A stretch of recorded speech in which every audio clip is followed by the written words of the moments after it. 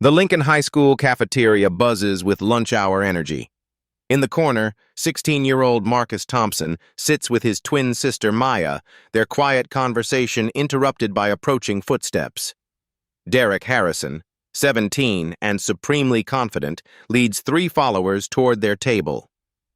Derek's voice slices through the noise. "Look at these 2 taking up space again. Maybe they should eat outside with the rest of the strays." Silence falls. Phones emerge as students sense drama. Marcus grips his fork tighter, but stays seated, every muscle controlled. Have you ever watched someone you care about get humiliated in public, feeling completely powerless to help them? What would you do if your family's dignity was on the line, and walking away meant letting the bullies win? Derek reaches for Marcus's tray with that signature smirk. Marcus's hand shoots up to stop him. Time freezes on what happens next. Lincoln High School sits in the heart of Chicago's South Side, a sprawling brick fortress that houses 3,000 students from every corner of the city's diverse landscape. The hallways tell stories of integration on paper, but invisible lines still divide the student body. The wealthy kids from the North Shore claim the prime real estate near the main entrance, while scholarship students and those from working-class families navigate the periphery. Marcus Thompson knows these boundaries well.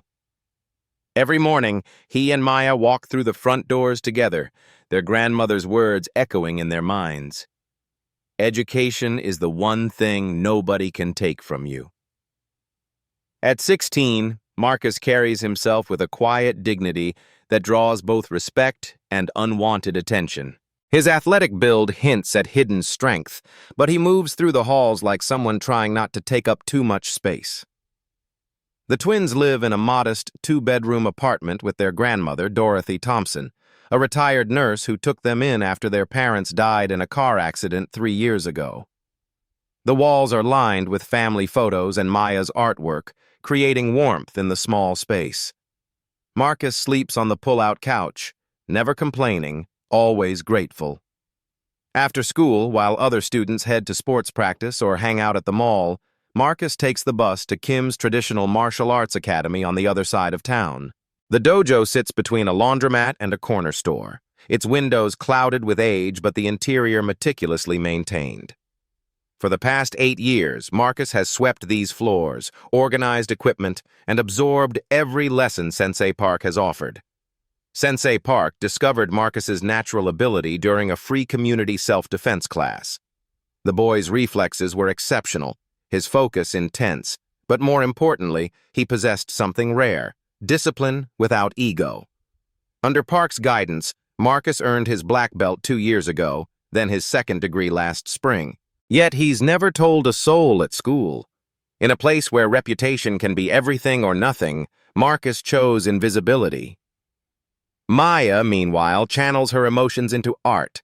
Her sketches capture moments of beauty in their neighborhood. Children playing in the streets, elderly men playing chess in the park, their grandmother's hands kneading bread. She dreams of art school, specifically the Art Institute of Chicago, but knows the tuition costs as much as their grandmother makes in 2 years. Still, she fills sketchbook after sketchbook, hope burning bright in every pencil stroke. Derek Harrison inhabits a different universe entirely. The senator's son arrives at school each morning in a different luxury vehicle from his family's fleet, his designer clothes immaculate, his confidence absolute. The Harrison family mansion sits on Lake Shore Drive, its windows offering million-dollar views of Lake Michigan. Derek's bedroom alone is larger than the Thompsons' entire apartment, but wealth and privilege have created their own prison. Senator Harrison demands perfection from his son: perfect grades, perfect image, perfect compliance with the family's political aspirations. Derek learned early that power comes from keeping others beneath you, and at Lincoln High, he's found the perfect laboratory for exercising control. He targets those he perceives as weak, particularly students of color, knowing the administration will protect him while his father's influence shields him from real consequences. His inner circle consists of 3 enablers: Chad, whose father owns a construction empire, Brandon, the mayor's nephew, and Tyler, whose pharmaceutical heiress mother funds half the school's programs. They follow Derek not out of loyalty, but out of fear. Fear of becoming his targets instead. Ms. Rodriguez teaches AP History and sees everything. She notices how certain students shrink when Derek passes, how conversations halt when he enters a room. She's filed reports, made calls, attended meetings, but nothing changes. Principal Williams, more concerned with maintaining the school's reputation and keeping wealthy donors happy, treats each incident as isolated rather than recognizing the pattern. The invisible war has been brewing for months, but today, something shifts. Today, the careful balance that's kept Marcus in the shadows and Derek in control is about to shatter completely. Marcus doesn't know it yet, but his 8 years of training, his grandmother's wisdom, and his sister's unwavering faith in him are about to collide with Derek's sense of untouchable privilege in a way that will change Lincoln High forever. The harassment begins on a Tuesday morning when Maya hangs her Black History Month sketches in the West hallway.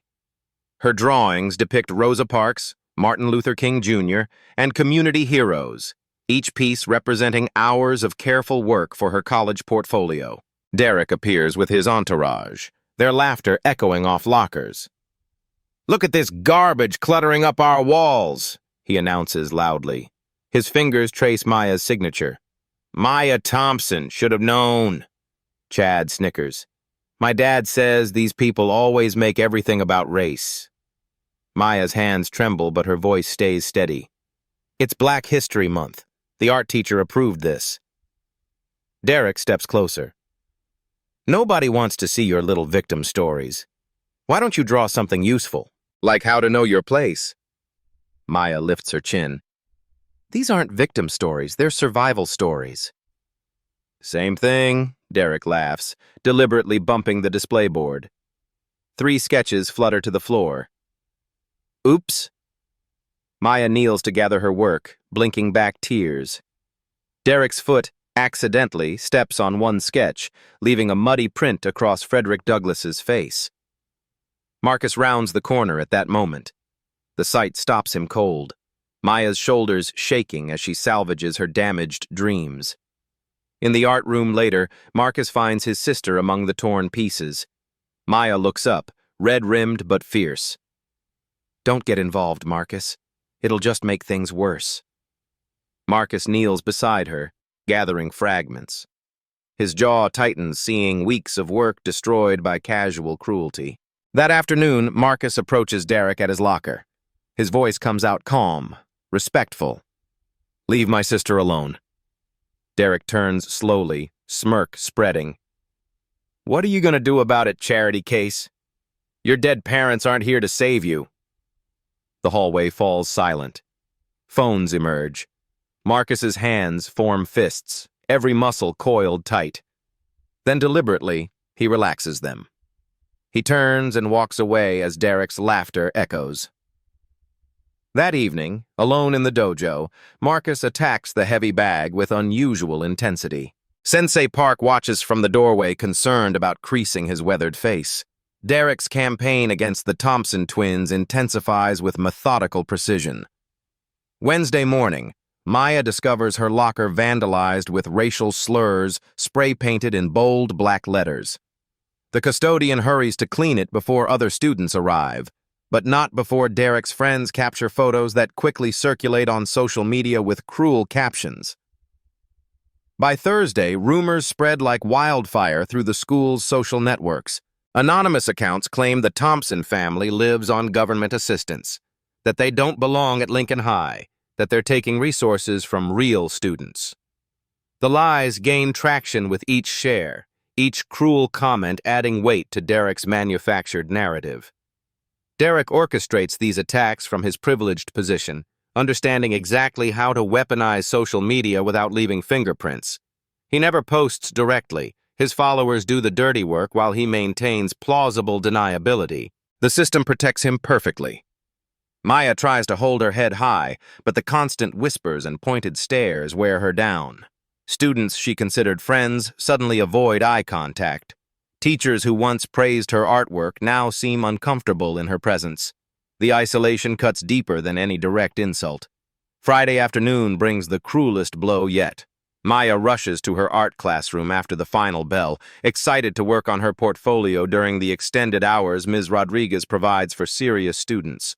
But when she opens her storage cubby, her heart sinks. Months of work, charcoal portraits, watercolor landscapes, intricate pen drawings, lie destroyed. Paint has been poured over everything, turning her carefully crafted pieces into unrecognizable smears of color and chaos. Her college application portfolio, representing 2 years of dedication, is completely ruined. Derek's perspective reveals the calculated nature of his cruelty. In his Lakeshore Drive bedroom that evening, surrounded by luxury his targets will never know, he scrolls through the social media chaos he's created. Each cruel comment, each shared rumor, feeds something dark inside him. His father's voice echoes from their last conversation. "Son, this school's getting too comfortable letting certain elements think they belong here. Your grandfather built this community for people like us. Never forget that." Derek learned early that power means keeping others beneath you. At home, his father's demands for perfection leave him feeling powerless. But at school, he can control everything. Students of color make perfect targets because they rarely fight back. They can't afford to. Derek understands the game perfectly. His phone buzzes with notifications. Chad sends a video of Maya crying over her destroyed artwork. Brandon shares screenshots of the latest rumors gaining hundreds of likes. Tyler posts a poll asking whether scholarship kids should have separate lunch periods. Derek smiles, typing his response. "Some people need to learn their place. Tomorrow should be interesting."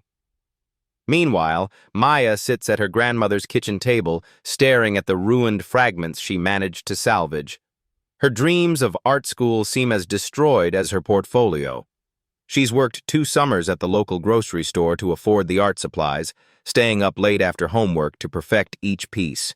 Marcus finds her there, surrounded by paint-stained papers that once held such promise. The sight breaks something inside him that he's kept carefully controlled for years. His sister, talented, hopeful, kind, reduced to tears by someone who destroys for entertainment. "I can't go back," Maya whispers. "I can't face them anymore." Their grandmother enters, takes one look at the destruction, and pulls Maya into her arms. "Baby, there are always people in this world who try to tear down what they can't create, but we don't let them win by giving up." Marcus watches his sister sob against their grandmother's shoulder, and something cold settles in his chest. His 8 years of training echo in his mind. Not the physical techniques, but Sensei Park's lessons about protecting the innocent, about standing up when others cannot. That weekend, Derek's harassment reaches new heights. He organizes a coincidental encounter at the local mall, where he and his friends surround Maya near the food court. With dozens of witnesses and security cameras recording, Derek maintains his innocent facade while his words cut like knives. "Oh, look, it's the little artist," he announces loudly. "Still crying over your little drawings? Maybe you should try finger painting next time. More your level." Maya's hands shake as she tries to walk away, but Derek's group blocks her path. Other shoppers slow down, sensing conflict but unwilling to intervene. Some pull out phones, hoping to capture drama for their own social media. "Excuse me," Maya says firmly, but her voice wavers. Derek leans closer, his voice dropping to a whisper only she can hear. "You and your brother are nothing. You'll always be nothing. The sooner you accept that, the easier this gets." Maya pushes past them, practically running toward the exit. Derek's laughter follows her, along with the sound of phones capturing her humiliation. Monday morning arrives like a storm. Principal Williams calls Marcus to his office, where he sits across from Derek and Senator Harrison. The politician's presence transforms the room's atmosphere. Everything suddenly formal, calculated, dangerous. "Mr. Thompson," Principal Williams begins, his voice strained. "There have been concerns about your behavior toward Derek. Some students feel threatened." Marcus stares in disbelief. "Threatened? He's been harassing my sister for weeks." Senator Harrison adjusts his expensive tie. My son tells me you've been following him, making threats. That's very serious, young man. The lies flow smoothly, backed by Derek's innocent expression and his father's political weight. Principal Williams, clearly uncomfortable but unwilling to challenge the senator, issues Marcus a formal warning. Any further incidents will result in suspension, Williams states. Do we understand each other? Marcus nods, understanding perfectly. The game is rigged, the system designed to protect privilege while punishing those who dare to challenge it. That afternoon, Derek corners Maya after school near the bike racks. His friends form a circle, blocking escape routes while pretending to have casual conversation. Maya's breathing quickens as Derek steps closer, his hand reaching for her shoulder. Don't touch me, she warns, but her voice shakes. Derek's fingers brush her arm. What are you going to do about it? That's when Marcus appears, moving through the crowd like water flowing around stones. His presence changes everything. Derek's confident smirk falters. His friends step back slightly. Get away from her, Marcus says quietly. Derek recovers quickly, emboldened by the morning's victory in the principal's office. Look who finally grew a spine. Marcus gently guides Maya away from Derek's circle, his arm protective around her shoulders. His movements remain calm, controlled, but his eyes never leave Derek's face. The tension crackles between them like electricity before a storm. This isn't over, Derek calls after them, loud enough for his followers to hear and record. Marcus doesn't respond. He leads Maya to their grandmother's waiting car, checking to ensure she's unharmed before they drive away in silence. That evening, Marcus sits alone in his small bedroom space, laptop open, researching legal precedents for self-defense. He scrolls through case studies, court decisions, anything that might help him understand his rights when protecting his family. The screen's blue light illuminates his focused expression as he takes careful notes. At the dojo, Marcus approaches Sensei Park with theoretical questions. If someone threatens your family, what are your options? The older man studies his student carefully. Violence should always be the last resort. But when someone innocent is in danger, we have a duty to protect them. He pauses, choosing his words deliberately. Remember, never strike first, use only necessary force, and always ensure witnesses see the truth. Marcus nods, understanding the deeper lesson. Derek feeds on fear and operates with impunity because no one has ever held him accountable publicly. Tomorrow, if Derek escalates again, Marcus will be ready, not just physically, but legally and morally prepared for whatever consequences follow. The next day arrives with the weight of inevitability. The cafeteria hums with its usual chaotic energy, trays clattering, conversations overlapping, the constant buzz of teenage social dynamics playing out across packed tables. Marcus and Maya sit at their corner table, the same spot where this all began. But today feels different. Today, the air itself seems charged with expectation. Derek enters with his usual entourage, but there's something more aggressive in his stride. Yesterday's confrontation has only fueled his need to reassert dominance. His designer sneakers squeak against the linoleum with each purposeful step as he surveys his domain. Students notice his approach, conversations quieting as phones begin emerging from pockets. The cafeteria's natural acoustics amplify every sound. The scrape of chairs, the whispered warnings between friends, the soft electronic beeps of recording devices starting up. Marcus feels the familiar weight of invisible eyes watching, waiting for something to happen. Derek approaches their table with theatrical confidence, his three followers arranging themselves for maximum intimidation. Chad holds his phone openly, already recording. Brandon and Tyler flank the table, blocking potential escape routes. The choreography is deliberate, practiced. Well, well, Derek announces, his voice carrying across the suddenly quieter cafeteria. Look who's still taking up valuable space. Maya's hands tremble slightly as she continues eating, trying to ignore the growing attention. Marcus remains seated, but every muscle in his body is coiled with controlled energy. He studied this moment, prepared for it, but knowing it's coming doesn't make it easier. Derek picks up Maya's milk carton, examining it with exaggerated interest. Chocolate milk? How appropriate. His voice drips with racial undertone that makes nearby students shift uncomfortably. The insult hangs in the air like poison. Marcus's grip tightens on his fork, but he forces his breathing to remain steady. Sensei Park's voice echoes in his mind. Control the emotion, or the emotion controls you. Without warning, Derek tilts the carton and pours the chocolate milk across Maya's college application materials spread on the table. The brown liquid seeps into carefully prepared essays, recommendation letters, transcripts, months of work dissolving into soggy paper.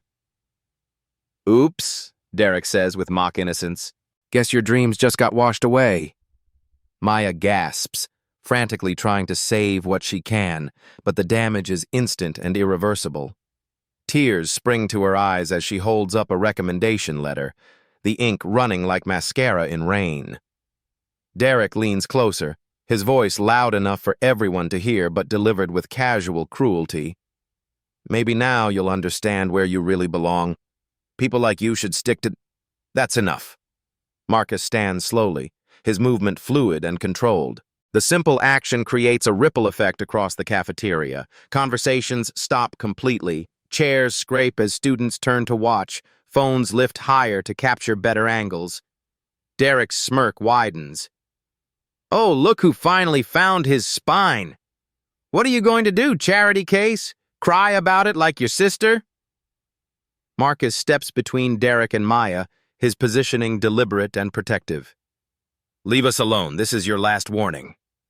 The words come out calm, measured, but there's something in Marcus's tone that makes Derek's followers take an unconscious step back. Derek, however, misreads the moment entirely. Last warning? Derek laughs, the sound echoing off the cafeteria walls. From you? He shoves Marcus hard in the chest, the impact loud enough to hear across the room. Marcus absorbs the push without moving, his balance perfect, his expression unchanged. The crowd holds its collective breath. Derek, emboldened by what he perceives as weakness, cocks his right arm back and throws a wild punch aimed at Marcus's face. The movement is telegraphed, sloppy, born of privilege rather than practice. What happens next unfolds in slow motion for the dozens of recording phones capturing every frame. Marcus sidesteps the punch with minimal movement, his body flowing like water around Derek's clumsy attack. Derek's momentum carries him forward, off balance, and Marcus uses that energy against him. A simple redirect, a gentle guide rather than a violent throw, sends Derek stumbling into the adjacent table. The crash resonates through the cafeteria, trays scattering, drinks spilling, Derek landing hard among the debris. The sound echoes off the walls like a gunshot. Chad rushes forward to help his leader, throwing a wild haymaker at Marcus's head.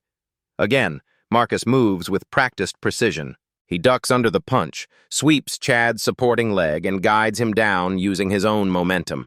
Chad hits the floor with a thud that rattles the nearby tables. Brandon joins the fray, grabbing Marcus from behind in a clumsy bear hug. Marcus drops his weight, slips from the hold, and spins behind Brandon.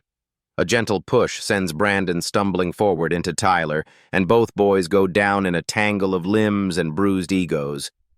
The entire confrontation lasts 30 seconds. Marcus never throws a punch, never strikes in anger, never uses more force than absolutely necessary. Every movement is defensive, redirective, designed to neutralize threats while causing minimal harm. The cafeteria erupts in chaos. Students cheer, phones flash, teachers rush toward the commotion. Derek and his friends lie scattered on the floor, unhurt but thoroughly humiliated, their carefully constructed image of dominance shattered in front of 300 witnesses. Marcus immediately kneels beside Derek, his voice genuine with concern. Are you hurt? I didn't want this to happen. Derek stares up at him, shock and rage warring across his face. For the first time in his privileged life, he's been held accountable publicly. and the experience leaves him speechless. Principal Williams arrives, taking in the scene, 4 boys on the floor, Marcus standing calmly with his hands visible and empty, Maya clutching her ruined college materials, and dozens of students still recording. "Everyone stop filming!" Williams shouts, but it's too late. The videos are already uploading, spreading across social media platforms with viral velocity. Within minutes, the footage appears on Instagram, TikTok, Twitter, and Facebook. Comments pour in from around the world as viewers witness what appears to be a masterclass in self-defense and restraint. The hashtag #DefendDon'tAttack begins trending as users share the video with captions praising Marcus's control and condemning Derek's aggression. The original footage shows everything: Derek's racist comments, the destruction of Maya's college materials, the first punch thrown, and Marcus's measured response. By the end of the school day, the video had been viewed over 1 million times. But as Marcus will soon discover, going viral can be both a blessing and a curse. The viral video's initial wave of support proves dangerously short-lived. Within 48 hours, Senator Harrison's political machine launches a devastating counterattack that transforms Marcus from hero to villain in the court of public opinion.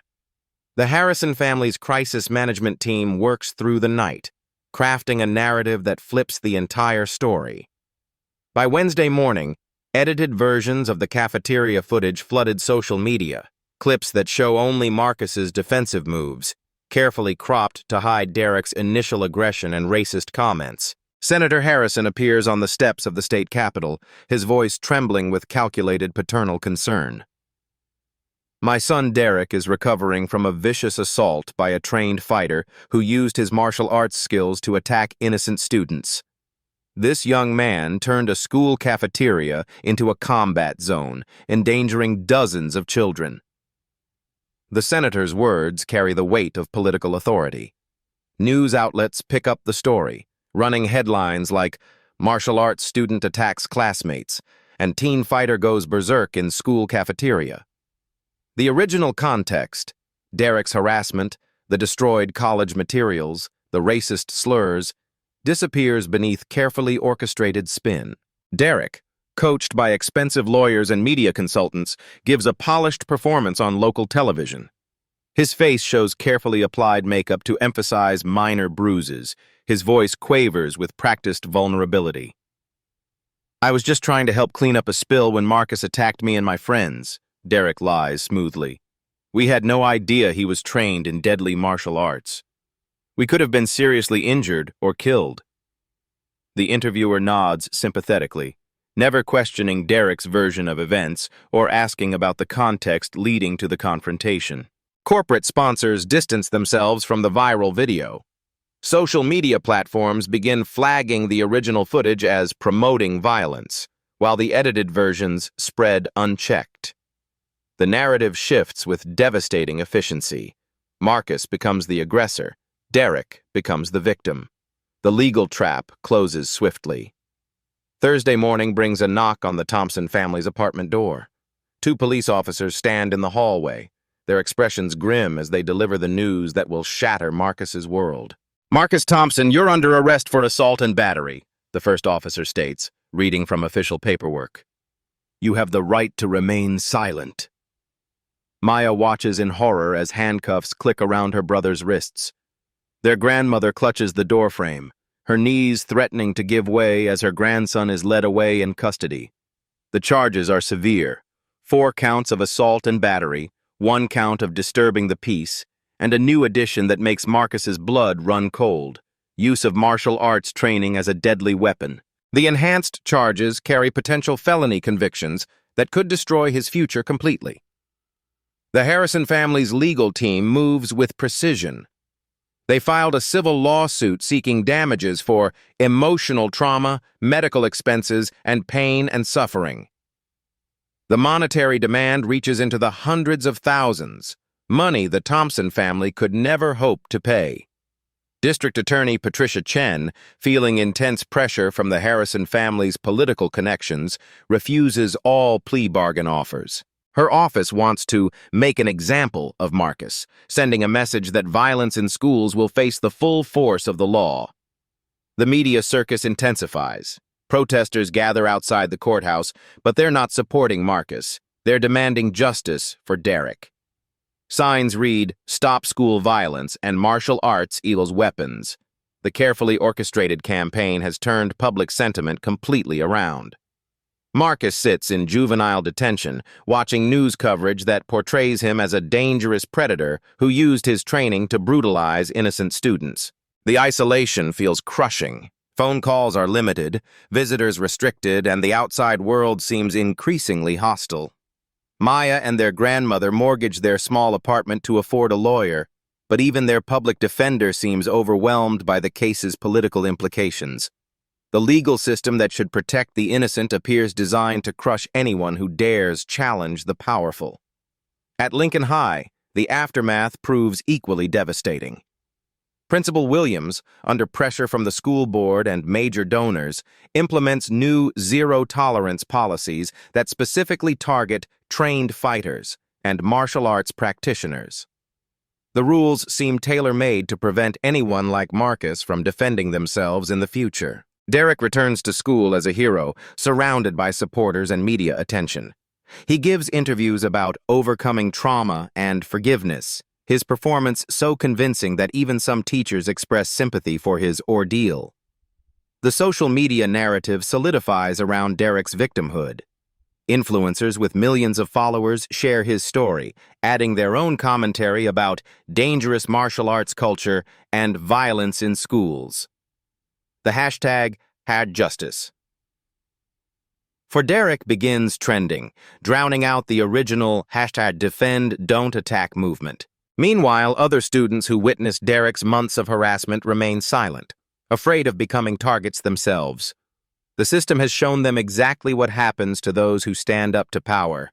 They get crushed. Sensei Park visits Marcus in detention, his weathered face heavy with concern. "I've contacted every martial arts organization in the state," he explains quietly. "They're all watching this case. If they can criminalize self-defense, no one who trains will ever be safe." The weight of representing an entire community settles on Marcus's young shoulders. This case will set precedent. Either self-defense remains a fundamental right, or martial arts training becomes a liability that transforms victims into criminals. In his cell that night, Marcus stares at the ceiling and wonders how protecting his sister led to this nightmare. The viral video that once seemed like vindication now feels like evidence against him. The very skills that allowed him to protect Maya without seriously injuring anyone are being used to paint him as a dangerous threat. The preliminary hearing approaches like an execution date. The Harrison family's lawyers have built what appears to be an airtight case, complete with expert witnesses ready to testify about Marcus's deadly capabilities and Derek's lasting trauma. Public opinion has shifted so completely that even Marcus begins to doubt himself. Perhaps he should have just walked away, let Derek continue his harassment, and accept that some people are untouchable. The cost of standing up seems far greater than the price of submission. But in the darkness of detention, Maya's words echo in his memory. These aren't victim stories, they're survival stories. Tomorrow's hearing will determine not just Marcus's fate, but whether survival stories are still allowed to have happy endings. The legal trap has been perfectly set. Now Marcus must find a way to escape before it destroys everything he and his family have worked to build. The courthouse buzzes with tension as the preliminary hearing begins. Outside, media vans line the street while protesters wave signs demanding justice for Derek. Inside the packed courtroom, the Harrison family sits in the front row, their expensive suits and confident expressions radiating power and privilege. Marcus enters in his orange detention uniform, hands shackled, flanked by 2 guards. The visual contrast is deliberate. The Harrison legal team wants the judge and media to see a dangerous criminal, not a 16-year-old defending his sister. Judge Margaret Thornton, a stern woman with 30 years on the bench, calls the proceedings to order. The courtroom falls silent as Derek's testimony begins. Derek takes the witness stand with practiced composure, his voice steady as he recounts his version of events. I was just trying to help Maya clean up a spill when Marcus suddenly attacked me. He used his martial arts training like a weapon against defenseless students. The performance is flawless. Derek's lawyers have prepared him well, coaching every gesture, every pause, every tremor in his voice. He describes feeling terrorized and helpless against Marcus's deadly skills. I had no idea someone could be so violent, Derek continues, dabbing his eyes with a tissue. We were just normal students, and he turned our school into a war zone. The prosecution presents their case with devastating efficiency. Expert witnesses testify about the lethal potential of martial arts training. Edited videos play on screens throughout the courtroom, showing only Marcus's defensive moves while hiding Derek's aggression. Marcus's public defender, overwhelmed and underprepared, struggles against the Harrison legal machine. Each objection gets overruled. Each piece of exculpatory evidence gets dismissed as irrelevant. The case seems hopeless until an unexpected figure enters the courtroom. Ms. Rodriguez slips through the back doors, carrying a small USB drive that could change everything. Her hands shake slightly as she approaches the bailiff, whispering urgently about crucial evidence that wasn't presented. Judge Thornton calls a brief recess to examine the drive's contents. In her chambers, she watches footage from a hidden security camera Ms. Rodriguez installed in the hallway weeks earlier, after witnessing Derek's pattern of harassment, but being unable to prove it. When court reconvenes, the atmosphere has shifted dramatically. The court will now view additional evidence, Judge Thornton announces, her voice carrying new authority. The hidden camera footage plays on the courtroom screens, showing Derek's systematic campaign of harassment. The audience watches in stunned silence as weeks of racial slurs, destroyed artwork, and deliberate intimidation unfold before their eyes. The most damning moment comes when the camera captures Derek's assault on Maya's college materials, his racist comments clearly audible, followed by his unprovoked attack on Marcus. The full context reveals the truth that edited videos had hidden. Derek's confident facade begins to crack. His lawyers huddle frantically, whispering damage control strategies, but the evidence is overwhelming and undeniable. Marcus takes the stand for his own defense, his voice calm despite the enormous pressure. I never wanted to hurt anyone. I just wanted my sister to feel safe at school. His testimony reveals years of silent suffering, watching Maya endure harassment while the system protected her tormentor. He explains his martial arts training not as a weapon, but as a discipline that taught him restraint and protection of the innocent. Sensei Park always told us that our greatest strength is knowing when not to fight, Marcus says, looking directly at Derek. But sometimes, protecting someone you love means standing up when no one else will. Sensei Park's expert testimony transforms the courtroom's understanding. The elderly martial artist explains how Marcus showed exceptional restraint, using minimal force when he could have caused serious harm. In 30 years of teaching, I have never seen such control under pressure, Sensei Park states firmly. Marcus demonstrated the highest principles of martial arts: defend the innocent, use only necessary force, and show mercy to your opponents. Cha. The psychological battle reaches its climax when Derek returns to the stand for cross-examination. Under pressure from Marcus's lawyer and the weight of video evidence, Derek's carefully constructed lies begin to unravel. You deliberately destroyed Maya's college portfolio, didn't you? The defense attorney presses. Derek shifts uncomfortably. That was an accident. An accident? Like the racial slurs you used? Like cornering her after school? Like organizing social media harassment campaigns? Each question hits like a hammer blow. Derek's privilege has never prepared him for real accountability, and he begins to crack under genuine pressure for the first time in his life. They don't belong at our school anyway!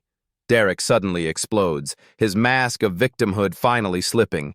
My father says people like them need to know their place! The courtroom gasps. Derek's lawyers move to object, but the damage is done.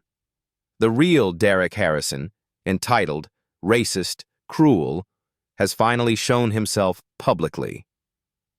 Senator Harrison's face goes pale as he realizes his son has just destroyed both their cases and his political career on live television. The truth spreads through the courthouse like wildfire. Reporters rush to file stories, their earlier narratives completely reversed. Social media erupts as the full context finally emerges, vindicating Marcus and exposing the Harrison family's deception. Judge Thornton's verdict comes swift and decisive. All charges against Marcus Thompson are hereby dismissed. The evidence clearly shows self-defense in protection of his sister against a sustained campaign of racial harassment. The courtroom erupts in cheers. Maya breaks down crying as their grandmother embraces her. Marcus stands stunned, hardly believing the nightmare is finally over. But Judge Thornton isn't finished. She turns to Derek with steel in her voice. "Young man, you will be charged with assault, harassment, destruction of property, and filing false police reports. Your actions represent everything our justice system stands against." Derek stares in shock as handcuffs click around his wrists, the same ones that held Marcus just days before. The reversal is complete and devastating. Senator Harrison watches his son lead away in custody, knowing his political aspirations died with Derek's courtroom confession. The family that once seemed untouchable now faces public disgrace and legal consequences. Outside the courthouse, Marcus emerges to find a completely different crowd. Supporters holding signs reading, "Herr Justice," for Marcus and "Herr Defend, Don't Attack." The narrative has shifted again, but this time toward truth. The psychological battle is won not through violence or manipulation, but through truth, courage, and the power of standing up for what's right. The weeks following Marcus's vindication bring transformations that ripple far beyond Lincoln High School's brick walls. The hidden camera footage, now viewed over 50 million times across all platforms, becomes a catalyst for change that no one could have anticipated. Derek Harrison's fall from grace proves swift and comprehensive. Expelled from Lincoln High, he faces criminal charges that his father's political connections can no longer shield him from. The Harrison family fortune, built on carefully cultivated public image, crumbles as donors and allies distance themselves from the scandal. Senator Harrison's political career ends not with a bang, but with a whimper. His re-election campaign collapses overnight as the video of his son's racist outburst plays on every news channel in America. The man who once commanded rooms full of powerful people now struggles to find anyone willing to take his calls. But the real changes happen in the places that matter most: the hallways where students walk, the classrooms where futures are shaped, the community that finally decides to confront its own uncomfortable truths. Lincoln High School undergoes a complete administrative overhaul. Principal Williams, whose willful blindness enabled Derek's harassment, resigns under pressure from parents and the school board. His replacement, Dr. Angela Foster, arrives with a mandate for real change and zero tolerance for the kind of systemic bias that nearly destroyed an innocent student's life. The new policies go far beyond superficial fixes. Students receive comprehensive training on recognizing and reporting harassment. Teachers undergo sensitivity workshops. Most importantly, the school establishes an anonymous reporting system that ensures incidents like Derek's campaign of terror can never again operate in the shadows. Marcus becomes an unlikely spokesperson for the anti-bullying movement, speaking at schools across the country about the importance of standing up for others while maintaining moral principles. His message resonates because it comes from lived experience rather than theoretical understanding. Strength isn't about fighting, he tells packed auditoriums of teenagers who hang on his every word. True strength is about protecting those who can't protect themselves, using only the force necessary to stop harm and never letting hatred turn you into the thing you're fighting against. Maya's story of resilience captures hearts across social media. Art colleges that never knew her name before Derek's destruction of her portfolio now compete to offer her full scholarships. The Art Institute of Chicago, her dream school, not only accepts her but creates a special scholarship in her name for students who overcome harassment and discrimination. Her artwork takes on new dimensions, incorporating themes of justice, survival, and hope that speak to young people facing their own battles against systemic oppression.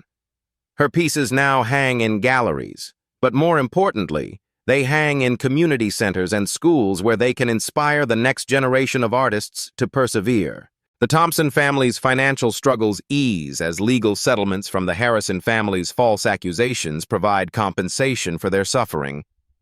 More meaningful than money, however, is the outpouring of community support that transforms their neighborhood into a symbol of resilience and solidarity. Sensei Park's dojo experiences unprecedented growth as parents seek martial arts training that emphasizes character development alongside physical skills. The waiting list extends for months, but Sensei Park maintains his standards, accepting only students who demonstrate the kind of character Marcus exhibited under pressure. The #DefendDon'tAttack movement evolves into something larger, a nationwide conversation about self-defense rights, the responsibility to protect others, and the difference between justified protection and unnecessary violence. Martial arts schools across the country adopt the hashtag as a teaching philosophy, Ms. Rodriguez receives recognition for her courage in preserving the evidence that saved Marcus, but she deflects praise to focus on the systemic changes still needed. "One hidden camera shouldn't be necessary to protect our students," she says in an interview. "We need to build systems where truth doesn't require luck to emerge." Derek's consequences extend beyond legal punishment. Court-ordered community service places him in programs designed to confront his prejudices and understand the impact of his actions. Whether he learns genuine empathy or simply better compliance remains to be seen, but he no longer wields power over others. The ripple effects continue spreading. Other families come forward with their own stories of harassment, finding courage in Marcus's example. School districts nationwide review their policies. Law enforcement agencies examine how political pressure influenced their handling of the case. Most importantly, students across the country learn that standing up for what's right, even when it's difficult and dangerous, can actually change the world. 6 months after that frozen moment in the cafeteria when Derek reached for Marcus's tray, Lincoln High has become a model of inclusive education. Students from all backgrounds work together on projects, learn from each other's experiences, and stand united against the kind of hatred that once flourished in their hallways. The transformation isn't perfect. Deep-seated prejudices don't disappear overnight, but progress is real and measurable.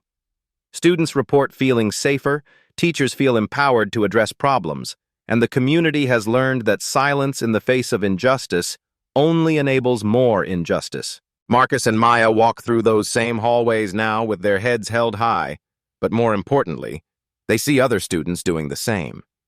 The fear that once stalked Lincoln High's corridors has been replaced by something more powerful: hope. 1 year later, Lincoln High School's auditorium buzzes with graduation day excitement. Marcus Thompson walks across the stage as valedictorian, his cap and gown representing dreams that survived the worst adversity. The standing ovation comes from a community that learned to recognize true heroism. His valedictorian speech, broadcast live, carries a powerful message. "A year ago, I thought strength meant staying silent. I learned that real strength means standing up for what's right, even when the cost seems too high." Maya sits in the front row, her Art Institute scholarship secured, her dreams stronger than ever. Her latest mural depicting diverse students walking together now covers the renovated cafeteria wall where this story began. Sensei Park watches with quiet pride as his student proves that the greatest martial arts victories happen when character is tested and found unbreakable. The dojo now teaches hundreds the same principles Marcus embodied: protect the innocent, use minimal force, never let hatred corrupt your heart. Dr. Foster presents Marcus with special recognition for courage against systemic injustice. Under her leadership, Lincoln High has become a national model for addressing harassment and creating inclusive environments. The defend, don't attack movement has evolved beyond Marcus's imagination. Schools across America now teach conflict resolution and self-defense principles based on his example. Martial arts academies display his story as proof that discipline and restraint represent the highest strength. Derek serves community service helping bullying victims. His father's political career never recovered, a permanent reminder that privilege without character leads to downfall. Ms. Rodriguez receives a National Teaching Award for preserving the evidence that changed everything. Her courage ensures truth doesn't depend on luck to emerge. The Thompson family's apartment overflows with letters from students worldwide who found courage in Marcus's story. Children facing bullies, parents fighting bias, teachers standing up to pressure, all drawing strength from a 16-year-old who refused to let hatred win. The most powerful change is visible daily in Lincoln High's hallways. Students who once walked in fear now move with confidence. Invisible barriers have been replaced by bridges built from mutual respect and shared humanity. New freshmen enter a transformed Lincoln High, a place where bullying is confronted, diversity celebrated, and every student knows someone will stand up for them against injustice. The story that began with cafeteria harassment has become proof that ordinary people create extraordinary change when they refuse to accept this is just how things are. Now it's your turn to be part of this story. Have you or someone you love faced school bullying? Have you witnessed harassment and wondered whether to speak up? Share this story if you believe every student deserves safety and respect. What would you have done in Marcus's situation? Tell us in the comments. Your voice matters in this conversation. Subscribe to Black Voices Speak and hit the notification bell for more stories about ordinary people finding extraordinary courage. Share this video with someone who needs to hear they're not alone in fighting injustice. If this story inspired you, use hashtags #DefendDon'tAttack and #StandUpForJustice to join a movement changing schools across America. Together, we can ensure every student has the chance to learn, grow, and dream without fear. The most powerful weapon against hatred isn't violence. It's the courage to stand up for what's right, protect those needing protection, and never let anyone convince you that bullying is just part of growing up. Your story matters. Your voice matters. Sometimes one person willing to stand up can change everything.